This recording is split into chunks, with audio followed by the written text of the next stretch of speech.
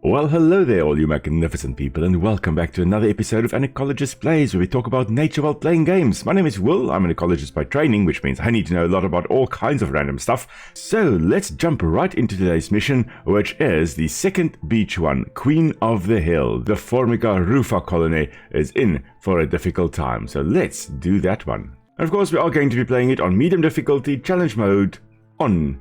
And of course we are still going to take the rapid fire ants. They performed better in the last test we did. So let's jump right in, shall we?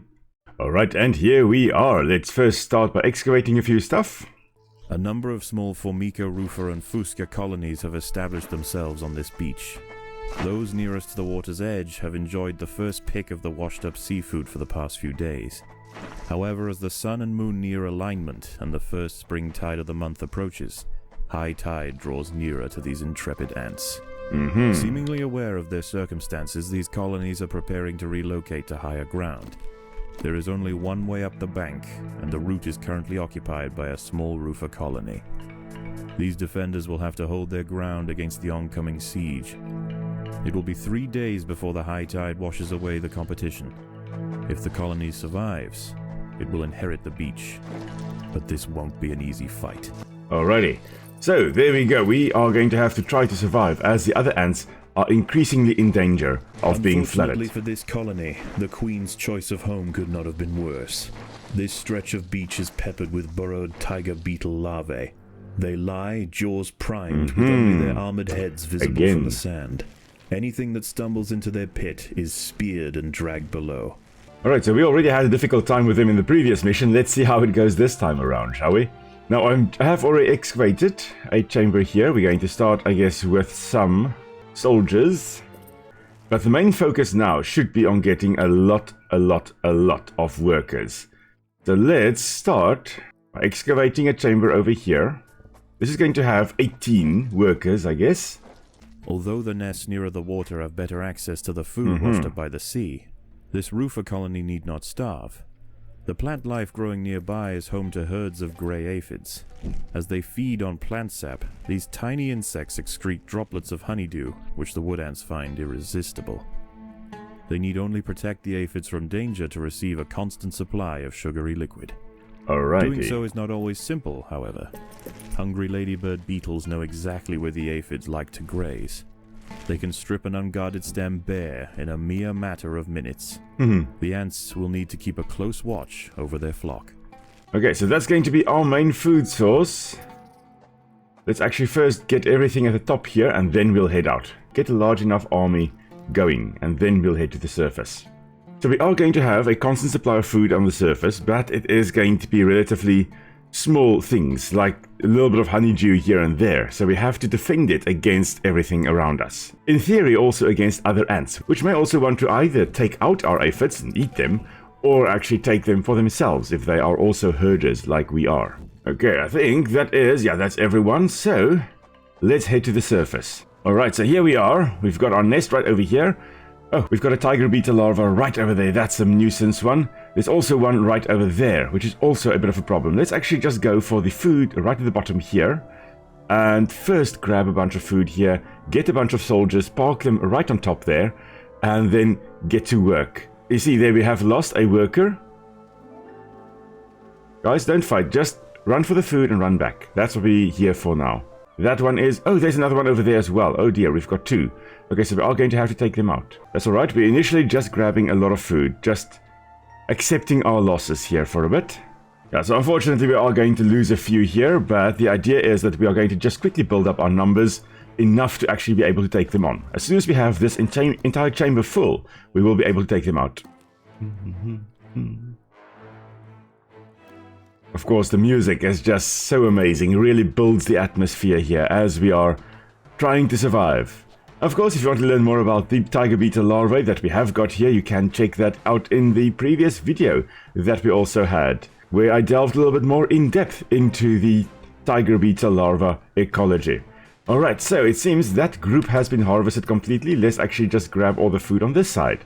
Again, we are going to lose probably 2 or 3 of our workers over here to the tiger beetle right over there. For now, those are acceptable losses.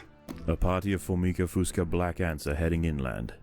The high ground roofer colony must defend their territory. Okay, so what we're going to have now is our soldiers just protecting. The ants must defend themselves. The queen is in imminent danger. Luckily, we should be able to defend against this one. Yeah, this one Formica fusca has come into the entrance, into the nest. But he's dead. Okay, there we go. Taken care of. So now I think let's take out this tiger beetle larva right over here. Now that we've got a few numbers, a bit of numbers here, now we can, hopefully, take him out. Of course, the only time he is vulnerable is right at that point. Beetle larva trap. They must watch their step. And, oh, it's not dead. Oh, it's close but not dead. And lightning fast. The roofer colony on the low ground are sending troops to clear a path for their queen. The high ground colony must keep them at bay. And our workers have actually killed that one. Perfect. And we have defended against the Formica fusca as well. So now we have got our soldiers, our ranged ones here. We do need to make our food stores a little bit larger so that we can actually store more food for the lean times which may come.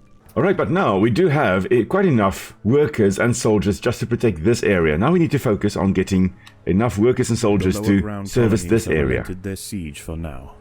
Night approaches. Oh dear, okay. It brings a host of nocturnal predators out onto the beach. The high ground ants could go underground to wait out the night, but they would have to leave their precious aphids unguarded. It is a difficult choice for this colony. Yeah, we don't want to do that. Burrow out in the open, or hide away and risk losing their only reliable source of food. So exactly. So what we're going to do now is try to get another group of soldiers up and running for this side over here. Get rid of these two tiger beetle larvae right over there, protect these aphids, and then we can get workers to come and collect food over here as well. So that's the idea now. Oh, 3 ladybirds immediately arrive. What I also want is a chamber just of a few workers. Hopefully we don't accidentally dig through to that entire area. Oh dear, there's a big thing right at the bottom here. Let's not do that, guys. Let's not do that. Let's just have this as a chamber. I just want a few workers in the nest. Okay, now, what have we got here? Oh, we've got a devil's coach horse beetle. That is thankfully gone. We don't have enough of our rapid fires over here to actually take on the adult here. So, have we got enough food? No, we can make 3 more. Oh, another tiger beetle larva has popped up. Well, now, that's interesting. But we've got enough soldiers in this area to actually make sure that it doesn't do anything to us. Oh, you know what? We have got a problem here. We've got... we've got the devil's coach horse beetle right outside here. So let's actually bring everyone. Just quickly get rid of it. Of course, spraying its noxious chemicals to confuse us. And, well, it had. But now it is also dead. Okay, perfect. There's another devil's coach horse beetle right over there as well. Oh, my word. Okay. And this one is dead. Ah, marvelous. Oh, dear. Okay, we've got another devil's coach horse beetle patrolling over here. Hopefully, we managed to get rid of him. Not sure whether we've got the numbers since we've got that one over there as well. No, we don't have the numbers. Okay, so group 4, just come and gather here. But now that we've got the numbers again, I think we should be able to get rid of everyone, including this tiger beetle larva right over here. Yes. Okay, great stuff. Dawn breaks. Aha. The battle for the high ground will soon continue. Okay, righty. The high ground colony defended their aphid flocks well, succeeding in securing vital food supplies to see them through the oncoming onslaught. Okay, so we have defended our aphids, and we'll talk about the aphid tending behavior in a moment. We just need, I think, to put more workers down. We're only really gathering from one area, this bunch of aphids over here. We're not really gathering from these aphids over here. Lots and lots of food for us to get still from over here. But we also have to note that we are probably going to have another attack by the Rufas and the Fuscas. They're probably going to be attacking us, the 2 colonies down on the beach, lower down on the beach. They're probably going to be attacking us in a moment. So we just have to be ready for that as well. Right as expected. So let's just get group 2 right over here. There we go. There they are. Thankfully, they've been intercepted by us. Should be able to get rid of them. Yeah, no problem. Okay. Now, of course, next up will be the Rufas. They're probably going to attack us over here again. Just getting ready for them. Unfortunately, my nest was not laid out in the best way. So what I need to do is just quickly put a few soldiers down over here. Okay, here they are. Okay, perfect. We've intercepted them accidentally. And this, of course, is intraspecific competition where we've got individuals of the same species fighting with one another. So what I'm going to do now is I'm just going to get this squad as squad 5. Squad 5, you guys are going to just protect up here. And squad 2, your job is now to come and clear lower down. Because we need more areas over here to actually build little chambers. I did not plan my nest out very well, I'm afraid. Alright, I think we're ready. More black ants are emerging from the Fusca nest. Ah, more black ants. Okay, unfortunately, this is our small group. Okay. Goodness me. Okay, that was the wrong thing to do then, I guess. Okay, group 2, you guys just stand here. Protect against the Fuscas, which are on their way. The beetle larvae hiding in their burrows. Oh, there's some more. Well. Oh, hello there. Every ant lost to them diminishes the colony. In the meantime, we are still fighting with the Fuscas over here. We have successfully defeated them. I assume the Rufas are going to send another wave again now. More soldiers are emerging from the Rufa nest. Yeah, there they are. Oh, goodness. Okay, oh, man, I did not intercept them at all. Well, I intercepted them in the foyer. Okay, what I'm going to do is I'm just going to quickly get rid of this tiger beetle larva right over there, hopefully. There we go. Okay, scored one, and now hopefully we can just get rid of him. Finally. Haha. Okay, so here we go. We've got group 1 over here. These are the workers. They're just there to actually gather food. Group 2 is there just to defend. Group 3 over here will just be gathering food. Group 4, you guys should not be gathering food. You are here to defend. Okay, soldiers defend, workers gather food, mostly. Okay, should be able to fend off these ladybirds. Of course, lady beetles like these ones here, red in color, oppose matic coloration. They actually are toxic. A lot of them are able to secrete some foul-smelling and quite toxic substances. And red and black colors will be used to actually indicate, listen, don't mess with me, I am horribly toxic. Oh, there's another one. Okay, so we're just going to try and get rid of this one. I'm not sure whether we will be able to. I don't think we've got the numbers to get him in time. Oh, we did. Okay, brilliant. Oh, usually we get distracted along the way. Okay, we've got lots and lots of food. You know what? I'm going to upgrade my ants. We've got so much food, we can afford to do this. And then now that we've got group 5 kind of sorted, let's dig out this area over here. Actually, I want to dig it out like this. There we go. So we've got a few Devil's Coach beetles. We've had 2 larvae and we had 1 adult over here. And well, have 1 adult. He is still rummaging around here in the nest. We should be able to get rid of him. Very strong jaws, really an amazing ferocious predator, but it is dead now. So group 5, you guys can also come and collect some food here for us. Now, of course, the idea is just protect all the aphids. So, the ant herding of aphids seems to be quite an old relationship and a very, very close one. And of course, the aphids here are feeding on the plants. Normally, they're sitting on the stems. I mentioned that in the previous time I did this mission. They'll be sitting on the stem, drinking sap from the phloem, which is the sap-transporting vascular tissue of the plant. And the honeydew of the aphids here, those little droplets they secrete basically from their butts after drinking the sap, and there's too much sugar, they secrete those little droplets. The ants, of course, get that, and they will take that to their nest. That's a nice source of food for them. And for Formica rufas here, the wood ants, that is one of their main food sources. So it's incredibly important for them, all these aphids that are on the plants. Now, you'd expect that the plants having aphids on them would be a bad thing for the plants. Normally, that would in fact be the case. But with these ants that are tending to the aphids, there have been some studies that have showed that the plants that have got aphids on them that are being tended to by wood ants are doing better than those plants that don't have aphids on them and are therefore not being tended to by the wood ants. And that's because these wood ants are keeping caterpillars and other plant predators away. The plant is only affected by the aphids on them, not by caterpillars eating their leaves and affecting their photosynthetic capabilities, as just the sapsuckers, the aphids and scale insects and stuff like that, that are a nuisance to them. So they actually do better with the ants that are present, which is actually quite amazing. I love that. We're just going to dig out most of the areas inside the nest and just replace it with paths, so that our ants can actually run around quite nicely here. We've got to keep an eye out. We're going to have Fuscas attacking in a moment. Thankfully, we have got level 3 wood ants now. Perfect. They're going to hopefully defend quite nicely against the Fuscas that will be coming our way. As soon as we hear these bunch coming up, we're going to just move our wood ants right over there to intercept them quite nicely. Now, group number 5, you guys are going to just hopefully get rid of these 2 Devil's Coach beetles there. Ants are emerging from the Fusca Okay, nest. but not now, not now. Group 4, intercept. There we go. Oh, there's nice, a whole bunch of them.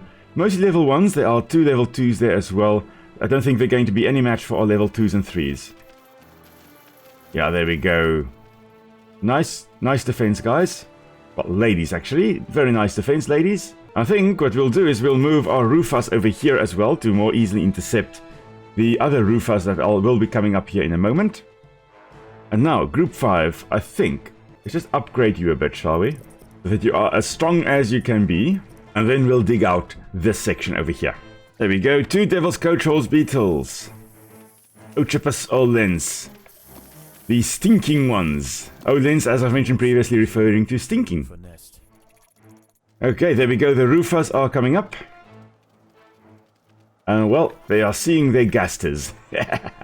Gasters referring to the last section there of the body, the abdomen of the ants. That's the gaster. So yeah, these guys are officially seeing their gasters.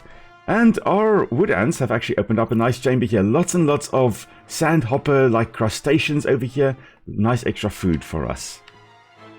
Okay, now I should be building a few more chambers. I'm going to build in this section as soon as I have finished. You know what, I can later on come and collect the food there. I'm going to dig out this section here. And squad number 5, you guys are going to stand here. And initially, just fight. Both lower ground colonies are now sending out armies at the same time. Okay. Okay, I was trying not to do that, but that's alright. Group 2, actually Group 4. Group 2, you guys are supposed to be here. Yes. Okay, Group 4, come and get these guys over here. Thank you. Group 2, you guys are doing well. Group 5, you've also defeated them. Marvelous. And then if we just come over here, dig out another section. Black ants and wood ants are heading from their nests to the high ground. Okay, again. Let's just intercept while also clearing as much as we can. And of course now we've run out of food storage place. We are just quickly getting rid of everything here. Now we can make a bunch of chambers. So let's start over here. That's another wood ant chamber. Night falls, and a temporary truce emerges between the warring colonies. Once again, the high ground wood ants must make a choice. Do they defend the aphids, or will they hide, resting their forces until the morning? Yeah, of course, we are going to defend our aphids. We should be strong enough now. We're going to have a bunch more wood ants joining this squad over here, and then we're going to have another bunch of wood ants joining the other force. Oh, it seems we've got a bunch of chaos happening here. That's alright, we've got nice strong wood ants. Should be able to get rid of most of the things that are coming up the beach. We've got a hermit crab again as well. Nice and armored with its shell, and of course retreating into its shell there. But it's dead. All the chaos happening. There we go, another adult Ochipus olens, another adult Devil's Coach Horse Beetle. It should be no match for us. I know it is no match for us. Everyone is basically dead. Great stuff. Okay. Group 5, let's just hide in the burrow here, in the foyer over here, just in case something bad happens. But I think we should be fine. Mostly fine. Okay, Group 4, you need extra soldiers, yes. Because there's lots and lots of stuff happening over here. So the Devil's Coach Horse Beetles, they may be going for the aphids as well. The ladybirds, of course, definitely going for the beetles. They don't appear to be the harlequin beetle. No, they are definitely not. They are the 7-spotted ladybird. So septem punctata. Punctata referring to spotted. Septem is 7. So these are the 7-spotted ladybirds. And the 7-spotted ladybirds are indigenous to this area. They are not exotics. If they were the harlequin lady beetle, they would actually have been exotic. But in this case, they are indigenous. So it's fine that they are here. I'm not going to go on a complete ladybird extermination project. But we are going to get rid of the tiger beetles here. So of course, lady beetles, ferocious predators of things like aphids and all kinds of other things. All kinds of other invertebrates. Now technically we should also be worrying about lacewing larvae. Now those things are amazing. The larvae will be eating the aphids, and they take that dry, sucked out skeleton, a husk of an aphid, and they put that on their bodies as body armor against ants. So the lacewings will basically have a whole bunch of dried out aphid husks on their bodies, and when the ants try to defend their aphids against the lacewing, they just bite into this fluffy husk on their back, and that's nice protection for them. Amazing. Lacewings are awesome. I'll talk about them, I'm sure, at some point as well, as we are just constantly under attack here and just doing our best Okay, what we're going to do now is get a worker group down at the bottom here. Not the best place, I mean it's way out from where we are, but that's alright. And these workers are of course just going to join the worker squads. Last night's high tide was dangerously close to the low ground nests. Okay. Today is their last chance to relocate. They're going to come out with a vengeance. Show any restraint. Their attacks will be desperately vicious. Here we go. Here are the first Rufas arriving as well. And I'm pretty sure the Fuskas are not far behind. Okay, a bunch of Rufas coming up. Fuskas, there we go. Fuskas are also arriving. And the guys in the in the nest are just kind of chilling, waiting for their time. Okay, we should be able to take them out. I mean, we've got a whole bunch of soldiers right over here, rapid fires. Thankfully, this time around, it seems the tiger beetle's not that much of a problem. The fact that we have got aphids, that's a nice source of food for us, a constant supply of food, means that we can recover from our losses quite easily. In the previous mission, I had a bit more difficulty because it was more difficult to actually recover from the losses associated with the tiger beetle larvae. Here, however, as long as we have access to our aphids, we are in the pound seats. Wood ants, Rufas on the right hand side. Yeah, no. I see they also have gone for mortars. There are some level 2s there. I don't see any level 3s. But with our rapid fires, we should be able to annihilate them. Now, of course, if they had level 3s coming through, that may have been a bit more of a problem. You can see here the spring tide has arrived. So the spring tide will basically hit every 2 weeks. So these colonies are all 2 weeks or less in age. So quite young colonies, but unfortunately too low on the beach, and as the tide now rises they are being flooded and don't want to be flooded, so moving up to the higher ground. Now, the nice thing about having so many workers, the moment the honeydew becomes available, a worker picks it up like that, whoop, off it goes, whoop, off it goes. It's constantly being picked up. Of course, I think our food stores are full again. Okay, let's upgrade some ants, shall we? The day is almost over. There we go. Here comes the queen again. And looking at the queens, I mean, here we have got the Formica Rufa queen, the wood ant, with her 3 oculi over there, or oculi over there, the 3 little simple eyes on the top there, and then the big eyes, the compound eyes on the sides of the head there. At this point, of course, the oculi which they will be using to navigate, using the celestial bodies, the position of the sun, the moon, the stars, those types of things, those oculi are a little bit useful now. She's using it to navigate above ground. Normally, not very useful down where she stays in the tunnel, in the nest. The lower ground nests are emptying completely, and the ants are rushing up the bank. This is their final assault. And here comes the black ant as well. And you can see she also has the oculi, slightly different in body shape, but yeah, still a bigger, much bigger ant than the workers that are leading the charge. Technically her soldiers, they are right over here. There we go. Much smaller than the queen. The queen, of course, big, there to produce a whole bunch of eggs. She's the lifeblood of the colony. If she dies, it's all over. And basically, it's going to be all over for both of these. There we go. The Rufa queen is dead, and I think the Fusca queen is going to join her in the afterlife very shortly. And there we go.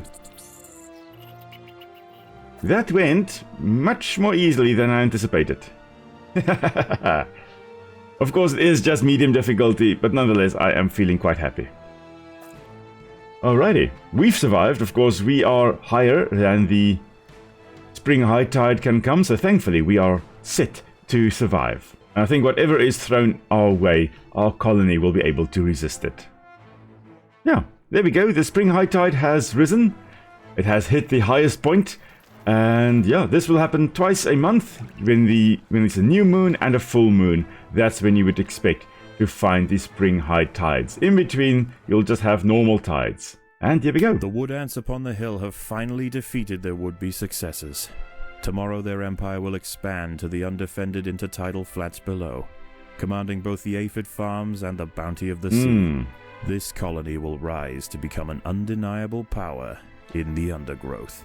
The thing now, we have defeated all our competition on the lower lying area, so we have got a lot of ants already now existing over here, whereas there's no competition down there. And now, if a new colony were to establish, let's say it's no longer springtide, and a new colony appears and tries to establish, whether it's an unrelated Rufa colony or a Fusca colony, doesn't matter. If another colony tries to establish here now, we've got the numbers. We will outcompete them, no problem. We are the undisputed rulers of this stretch of beach. So yeah, it will be very, very difficult for any other colony to establish. The only other colonies that can potentially establish would be us forming a sister colony down there. That could perhaps happen, but of course the moment the spring high tide comes around again, those colonies there will be flooded. So even if another colony were to establish here, they would most likely be doomed, because by the time that they then are being flooded and try to evacuate to higher ground, guess who'll be waiting for them. But that's quite cool. Alright, so that's where we're going to end this level, which is marvelous. So next time we are going to be going for the harvest. We're going to go into the leaf cutter missions, and of course going to do that in challenge mode as well, because, oh goodness, we're going to have some very interesting parasitic flies, I believe, that we'll encounter in those missions. So join us now on Friday as we head into the next missions. And of course, if you enjoyed the video, please do give it a like. And of course, if you haven't yet, please do subscribe. It's been such an honor to see the number of subscribers on the channel grow. You guys are absolutely amazing, and I love you all. So I hope you have a wonderful week further. I'll see you guys on Friday back in Empires of the Undergrowth. And until then, everybody, stay safe. I'll see you all soon. Bye.